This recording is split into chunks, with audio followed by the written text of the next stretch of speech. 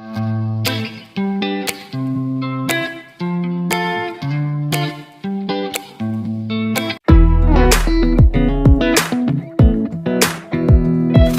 and welcome to Imagine Your Odyssey, where we're going to give you an overview of our RV and our tow rig. But before we do that, I want to say thank you to JD over at Big Truck Big RV for doing this collaboration with us as we get into this review. So currently we're located in Virginia at our home base, where we're in between campground visits. We just recently visited Holiday Lake State Park and did a montage overview of that state park, as well as Endless Caverns, where we did an overview video of that one as well, and all that is on our channel. We'll be heading back to Endless Caverns here in a week or so to check them out and actually just have some time to sit there and enjoy with some family and friends. Here at our home base, we actually have full connections. So we have water, we have sewer, we have electric, and we have a spot for our RV that we built so that we can park and level every single time and not have to worry about it. So real quick, a little bit about our family. We are a family of 4. It's me and my wife and my 2 daughters. And we also have 3 dogs, a German Shepherd, a Dutch Shepherd, and a Dachshund. So to get started with the overview, we'll start off with our tow rig.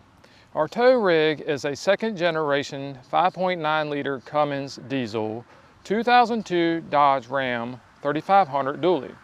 Now we're towing a 26-foot travel trailer, and it may be a little bit of an overkill, but this is the tow rig that we have. We love it. It's loud, but it's very dependable and we enjoy it dearly. Now, as we get into the overview of our RV, we'll start on the outside and then go on the inside. Before we get all that going, let's talk about weights and ratios and things like that. The RV itself has 40 gallons of fresh water, 38 gallons of gray water, and 28 gallons of black water. Now, for the specs of the axles and the weights and things like that, it has 2 axles that has a 3,500 pound capacity each. The tire sizes are 205/75 R14, and the gross vehicle weight is 7,725 pounds with a cargo capacity of no more than 1,869 pounds. The water heater is a 6-gallon electric and gas, means that I can run propane to heat up the water, or I can run electric and heat up the water, and I can actually run the electric and the propane at the same time, which will give me about 10 gallons of hot water. Originally, our RV came with 2 20-pound propane tanks. Now, because of that, we only had 40 pounds of propane in total. We did an upgrade where we changed out the 2 20 pounds and put in 2 30-pound tanks, which gave us 60 pounds of propane total, which was like having an additional 20-pound propane tank.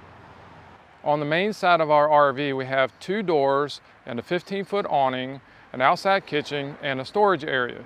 The storage compartment is not a pass-through because it has a water heater on the other side, but it has plenty of storage, as you can see here. Also, as you can see here, all this stuff actually fits into that compartment if we store it and put it in correctly. Something else that we also like about our RV is the 15-foot awning. It covers the door that goes into the main entrance, and it also covers over top of the outside kitchen. As far as outside kitchen goes, it has a 2-burner propane cooktop, a container area, also a micro fridge and an ice maker. And as you can see up here in the top left-hand corner, it also has an outside shower head that also contains the hot and the cold water. As you can see here, you can see reflectix in the background. The reason that we did that is because we were getting the cold air during the winter or the hot air during the summer coming into our rig. So we put up the reflectix to kind of give a barrier so that didn't happen again. Behind me is the outdoor entertainment center.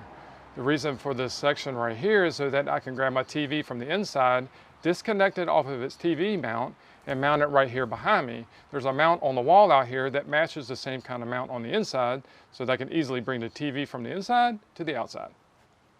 On our RV, we have this rack behind me that will actually lay down. Now, we could put anything that we want on it. We could put a generator, we could put a cooler or anything like that, but I actually have a bike rack mount hooked to it so that I can put my bike on it and I can go for a ride anytime that we go to a park or something like that. Now, on the back side of our travel trailer, we have this compartment here, which is for more storage. This one's a little bit bigger because it's actually underneath the bottom bunk bed, and it gives a little more width and a little more length. Now, inside of this compartment, we also have where our water pump, our electrical comes in, and all that other kind of stuff. Now, as you can see here, we have a brace on the top that's right underneath the bottom bunk bed. That brace also has our level on it.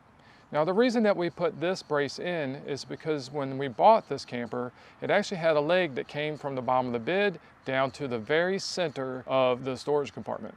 Because of that brace, we weren't able to store things in there like we wanted to because it was in the way. So we took that center bracket out, put this beam in, and now we have the ability to store things in there in a better, more suited way so that we can get more stuff in there. Next to that compartment is where we have our electrical and water hookups. Right up here is where we can connect our water, whether it's city water or we want to fill up the freshwater tank, as well as the outside shower unit. The outside shower unit on this end is kind of like the one that we have on the other side where the outside kitchen is. We actually have the ability to have a shower where we can turn on hot water or cold water and have the ability to have a shower or any type of spray that we want. Now, typically we use this area out here to either wash dishes or even give the dogs a bath. Another upgrade that we did is adding this filter water system. The filter system has two containers. One container has a 5-micron filter and the other one has a 0.5-micron filter. With those two together, we haven't had any problems with the taste or smell of any kind of water from any campground that we've been to. Now right here we added this valve. This valve goes to a hose that runs all the way to the underside of our freshwater tank drain.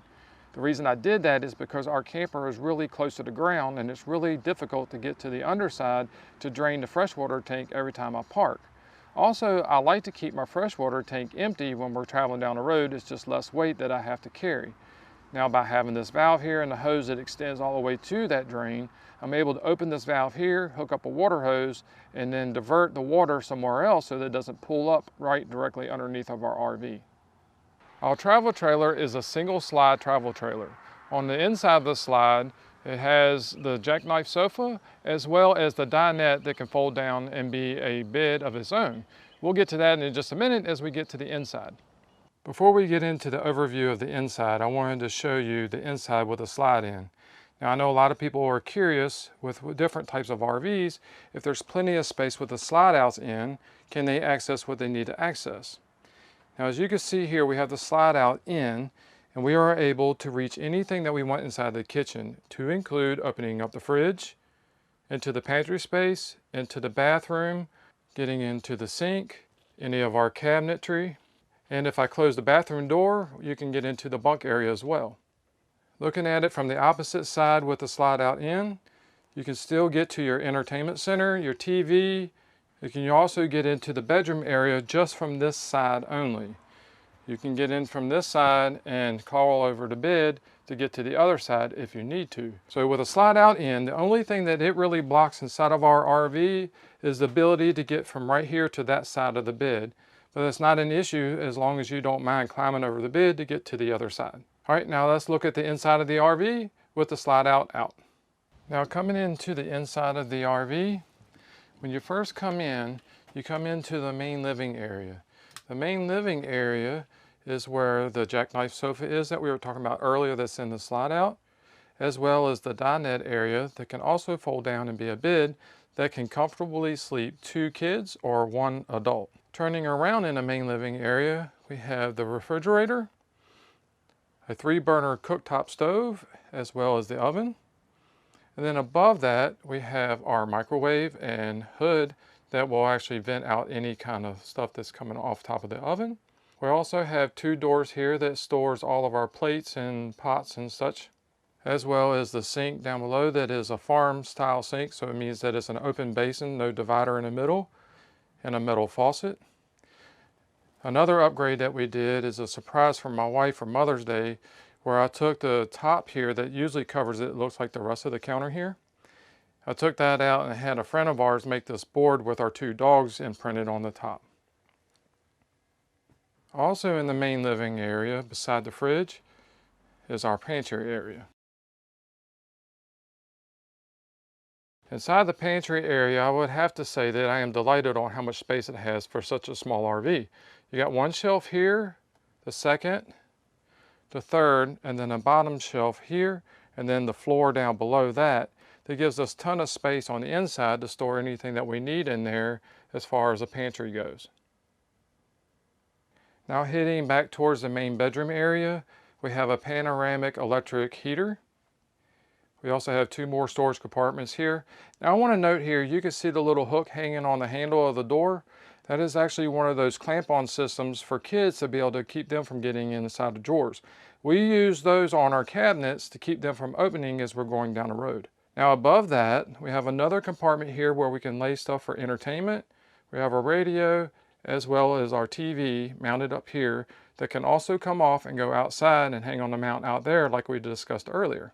Now coming around to the bedroom area, this is the side where I can hang my clothes and stuff inside of this cabinet, as well as this cabinet here is my side to be able to put stuff in, and the other side over there is where my wife keeps her stuff. And then our bed down below.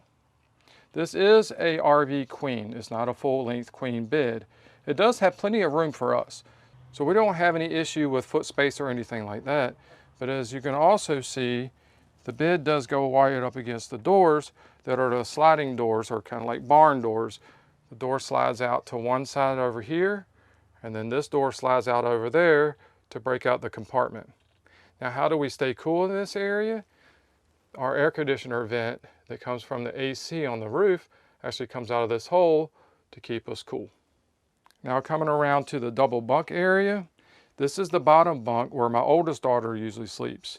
Now my oldest daughter is currently in college, so my German Shepherd has kind of taken over and said that this is his house and this is his bed. And on the top bunk right here is where my youngest daughter sleeps. And you see right here where the window is, we added one of these blackout shades because when my daughter was sleeping here, she noticed that a lot of light was coming in because the RV didn't come with any kind of shade or anything like that. So we added that. All right, and then coming to the back of the RV, we have the bathroom. Right here we have a sink with a faucet. The faucet that originally came with this RV was a white plastic faucet. We swapped it out for this Price Pfister metal faucet. And it just looks a little better and it's a little more heavy duty and it's all made out of metal as well. And then over here we have our toilet and our trash can. We also have the vanity right here with plenty of storage on it.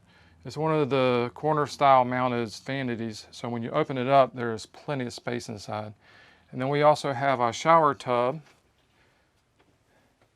with corner mounts and our scrunchies, just like right here. And then we also went in here and added one of these oxygenic shower heads.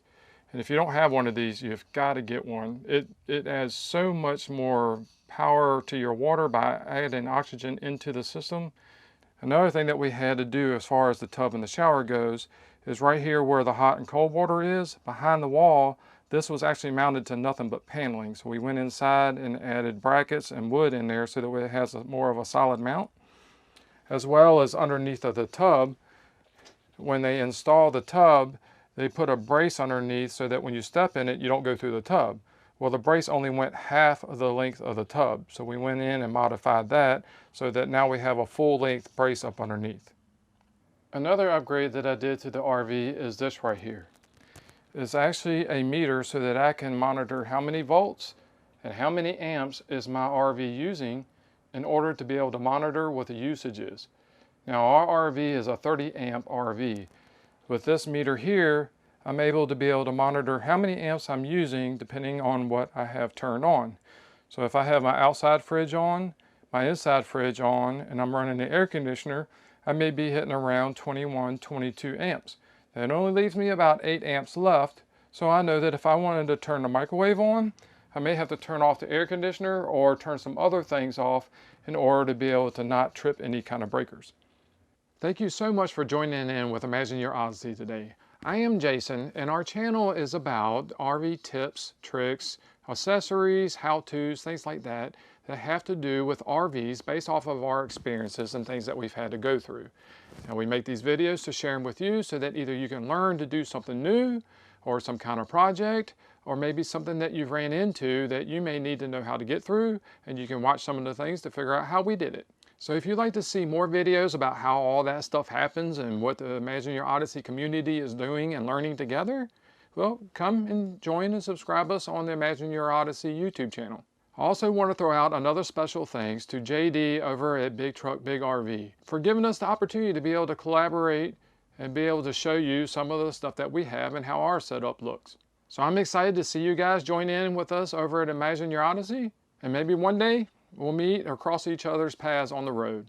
So until the next time, keep enjoying your RV, enjoying your journeys, and God bless.